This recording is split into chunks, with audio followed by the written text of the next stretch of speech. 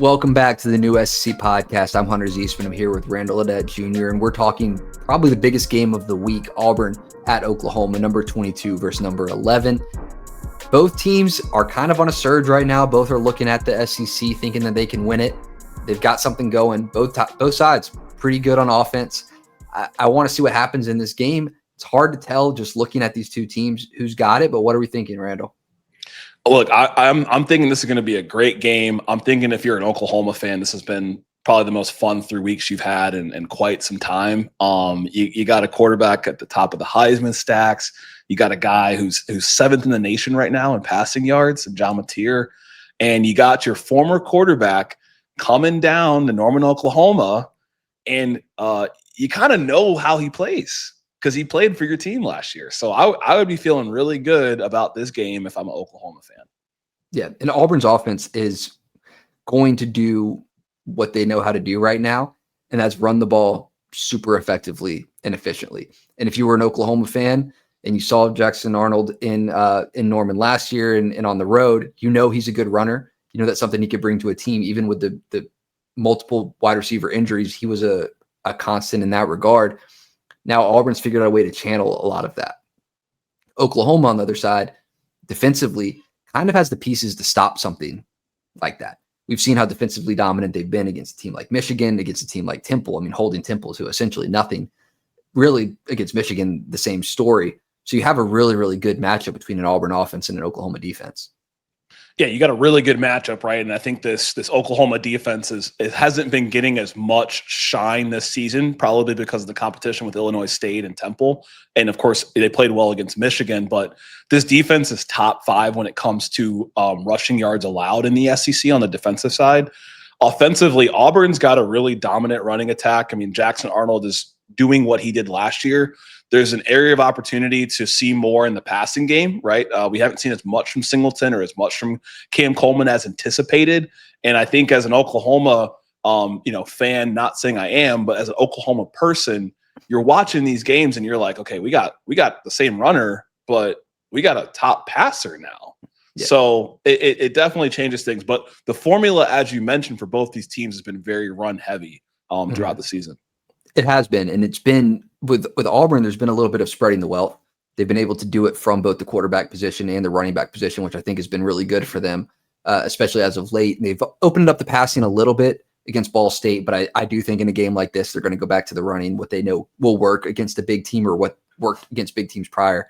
But with Oklahoma, the offense, especially when it comes to running, has been pretty John Mateer heavy. Now, Torrey Blaylock is really RB1. I know there's a lot of hype around Jaden Ott. There's a reason he's not playing. I don't know if it's milking the injury or if he's not clicking with the offense as much.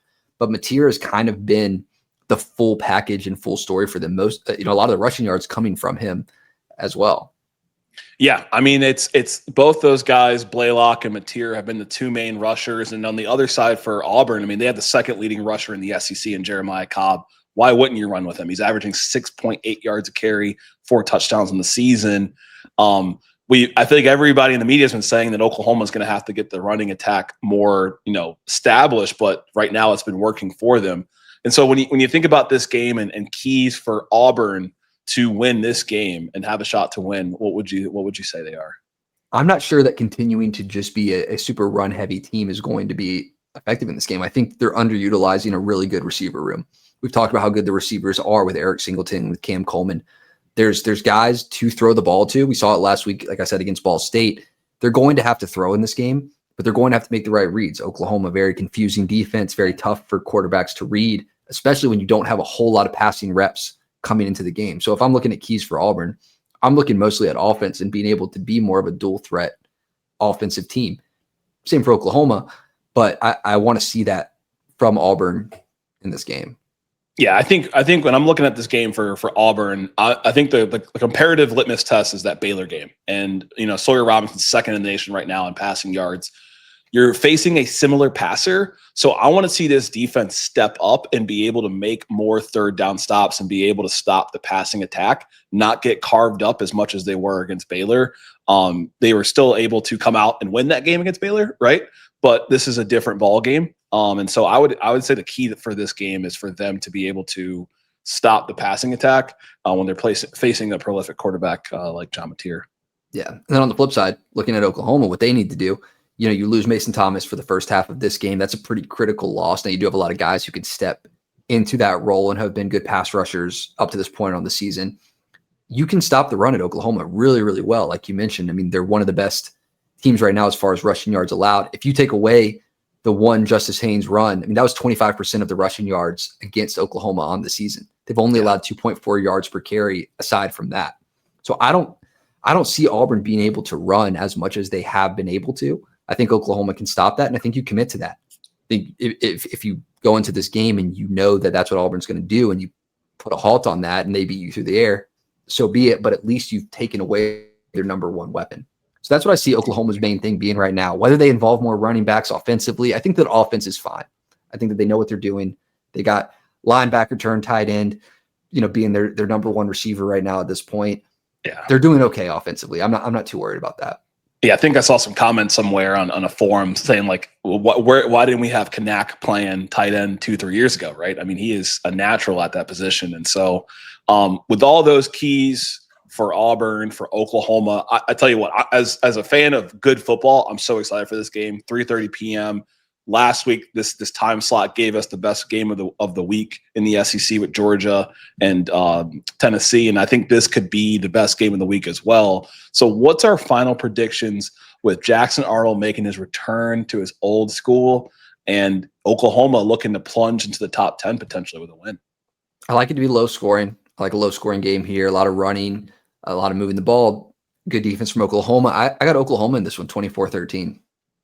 Okay. All right. So pretty low scoring, a couple touchdowns there.